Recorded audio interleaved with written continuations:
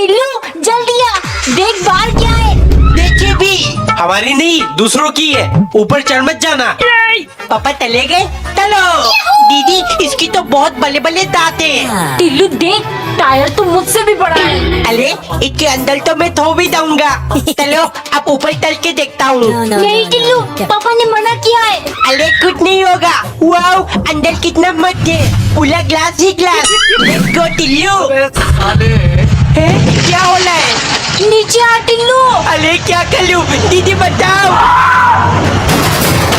टिल्लू देख, जादू है ये कैसे किया दीदी? इसकी मदद से। चुंबक, प्लीज दीदी मुझे दे दो। हर चीज मांगने में शर्म नहीं आती। ठीक है, अब मैं अपना चुंबक खुद बनाऊंगा। मुझे चाहिए एक लोहे का किल, थोड़ा सा वायर और एक बड़ा सा बैटरी। टिल्लू तू इन सब से क्या कर रहा है? अरे मम्मी, मैं मैग्नेट का आविष्कार कर रहा हूँ। सबसे पहले वायर से तांबे का तार खींच के निकालूंगा, फिर पूरे किल में वायर को घुमा घुमा कर अच्छे से बांध दूंगा। अब दोनों छोर बैटरी में लगाते ही वाओ, मेरा चुंबक काम कर रहा है। मेरा टॉर्च से बैटरी किसने चुराया? ठंडे ठंडे कोल्ड ड्रिंक, मजा आ गया। दीदी क्या पी रही हो? डाइट कोक, पर ये तो खत्म हो गया। अरे दीदी मत फेंको, इधर दो। अब मैं इसमें पानी डालकर पीऊंगा, बहुत टेस्टी। टिल्लू जल्दी से दूध खत्म कर। दूध भी कैन में डालकर पीऊंगा, लाइफ का सबसे टेस्टी दूध। गर्मा गर्म चाय। दादू कप में मत पियो, इसमें डालकर पियो, डबल मजा आएगा। वाह बहुत बढ़िया। टिल्लू बेटे, ये खाली कैन लेकर क्यों सो रहा है? फेंक देता हूँ। एकदम चमका दूंगी। ये क्या है मम्मी? बेटा ये ग्लास क्लीनर है, इससे शीशा वगैरह साफ करते हैं। चलो मैं भी इसके मजे लेता हूँ। सबसे पहले टीवी को चमका लेता हूँ। अब छोटा भीम देखने में ज्यादा मजा आएगा। यूट्यूब प्ले बटन को भी साफ कर दिया। अब क्या साफ कर लूँ? टिल्लू अपना शक्ल साफ कर ले, बहुत गंदा दिखता है तू।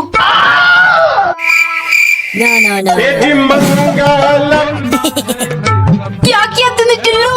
दीदी बंडलिया लग रही हो, साफ कर दूँ? एक सुबह नौकरानी ने एक छोटा पराठा बनाने के बाद एक बड़ा पराठा बनाया, फिर एक बड़े कटोरी और एक छोटे कटोरी में दाल परोसकर मालिक के लिए ले गई। मालिक ने छोटी प्लेट नौकरानी को दे दिया और बड़ा वो खुद खाने लगे, क्योंकि वो अपने आप को एक बड़ा आदमी मानते हैं और दूसरे को छोटा। एक दिन नौकरानी ने चाय बनाकर एक बड़े और छोटे कप में डाला, लेकिन घर में सिर्फ एक ही पैकेट बिस्किट पड़ी थी, सो वो ये साथ में रखकर ले गई। देखते सन की चिल्लाने लगा, माना कि मैं हर चीज बांट कर खाता हूँ, लेकिन इसका मतलब ये नहीं तुम मेरे साथ बराबरी करो। सेम साइज की बिस्किट क्यों लाई? आइंदा ऐसा कुछ करने का सोचना भी मत। नौकरानी को बहुत बुरी लगी, लेकिन अगले दिन उसने 2 सेम साइज की रोटी और सेम साइज कटोरी में सब्जी ले गई, जिन्हें देखती मालिक गुस्से से लाल हो गए। नौकरानी धीरे से बोली, मालिक अमीरी और गरीबी देख इंसान छोटा बड़ा नहीं होता। अगर सच में बड़ा आदमी बनना चाहते हो तो अपना दिल बड़ा करिए और हर इंसान को एक समान नजरिए से देखिए। तो गाइस, मैं नौकरानी बीटीएस की दीवानी। आज मैं बना रही हूँ एक स्पेशल पर्पल डिश मेरे बीटीएस लवर सन की मालिक के वास्ते, क्योंकि पिछली बीटीएस वीडियो में मैंने मालिक को बीटीएस की तरह चिकना बनने को कह दिया था, फिर क्या सजा के तौर पर पूरा दिन धूप में खड़ा रहना पड़ा। खैर छोड़ो, स्पेशल डिश देखती मालिक खुश होकर खाने लगे। इतने में उनके मटके में दर्द शुरू हुआ, क्योंकि मैंने खाने में मिलाया है पेट खराब होने की दवा। अगले दिन मालिक ने मुझे खूब डांटते हुए कहा, आज कोई दूसरा बीटीएस आर्मी वाले डिश बनाओ और कुछ गड़बड़ हुआ तो तुम्हें लात मार के घर से बाहर निकालूंगा। मुझे बाहर निकालेंगे कोई बात नहीं, मैं इन्हें सुधार कर रहूंगी। फिर मैंने बनाया पर्पल हार्ट और उसमें लिख दिया बीटीएस। देखती सन की पगला गया। कोटि कोटि धन्यवाद, मेरे जैसे लाखों बीटीएस आर्मी इस खाने को देख खुश होंगे। फिर मैं धीरे से बोली, मालिक यूट्यूब पे सर्च कर लेना, ये बीटीएस और ज्यादातर कोरियन लोग हम इंडियन से नफरत करते हैं। इनकी फैन या आर्मी बनने से अच्छा है हम इंडियन आर्मी जो देश की रक्षा करते हैं उनकी फैन बने। एक दिन पत्नी ने एक पैकेट मैगी को 2 हिस्सा करके एक हिस्से को डब्बे में भरकर रख दिया और दूसरे को ढेर सारा पानी में डालकर बनाया, क्योंकि कंजूस पति ने कहा है हो 10 रुपए का मैगी एक बार में मत बना लेना, कम से कम 2 टाइम तो खाएंगे ही। और ढेर सारा पानी डालकर बनाना ताकि ये खाने के बाद पेट भर जाए और खाना बनाना ना पड़े। मैगी खाते टाइम पत्नी चिल्लाने लगी, मुझे ये बिल्कुल पसंद नहीं आ रहा, पैसे दो, मैं बाहर से कुछ ऑर्डर करके खाऊंगी। कंजूस तुरंत बोला, हो मैं यहाँ 10 रुपए मैगी का हिसाब लगा रहा हूँ और तुम खाना ऑर्डर करके खाओगी। अगर पैसा बर्बाद करना है तो अपने माँ बाप से मांग कर करो। ये सुन पत्नी दंग रह गई। गुस्से के मारे अगले दिन वो कहीं से एक बड़ा सा ड्रम और 2 बोरे सीमेंट लाई। पति ये सब देख रहा था। अब इस कंजूस की कंजूसी से ऐसे छुटकारा मिलेगी। कमेंट करो अब क्या होगा कंजूस के साथ। एक सुबह पत्नी ने एग रोल बना के बिना चीनी की कॉफी बनाया, बिल्कुल जैसे पति को पसंद है। फिर जल्दी जल्दी टिफिन पैक किया। उसके बाद अच्छे से पति की शर्ट प्रेस की।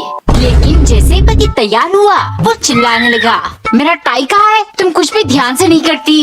एग रोल में भी नमक ज्यादा था, बिल्कुल मजा नहीं आया। ये सुन पत्नी सोचने लगी, रोज इतना कुछ करती हूँ फिर भी कभी शुक्रिया नहीं करेंगे, ऊपर से छोटी सी बात पर चिल्लाना शुरू। अगले दिन उसने न टिफिन दिया न शर्ट इस्त्री करी और बेजोड़ मोजे रख दिया। दोपहर को ऑफिस से पति का फोन आया, मुझे बहुत भूख लगी है, तुमने टिफिन क्यों नहीं दिया? बिना इस्त्री की शर्ट पहनकर बॉस से डांट पड़ी और 2 अलग अलग मोजे भी पहनकर आया हूँ। पत्नी धीरे से बोली, अच्छा मुझे लगा मैं कुछ भी ठीक से नहीं करती, तुम अपने आप सब कुछ संभाल सकते हो। थोड़ी देर चुप्पी के बाद पति ने कॉल कट कर दिया। शाम को दरवाजे की घंटी बजी। बाहर पति फूल लेकर खड़ा था। सॉरी मुझे माफ कर दो, तुम बहुत कमाल की हो, बस कहना भूल गया था।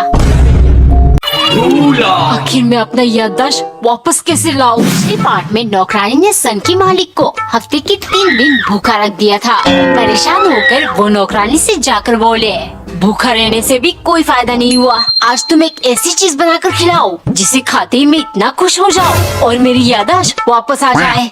नौकरानी ने तुरंत एक पराठा बना के उसे 10 हिस्से में कट कर दिया। थोड़े दिन पहले मालिक यूट्यूब पर जल्दी से 10 मिलियन करने के लिए हर चीज 10-10 खाने लगे थे। अब कैसे देखती उन्हें याद आ जाएगा। लेकिन जैसे ही वो ले गई, सन्नी बोला, मुझे तो कुछ भी याद नहीं आ रहा, अगर खाने के बाद भी याद नहीं आया तो तुम्हारी खैर नहीं।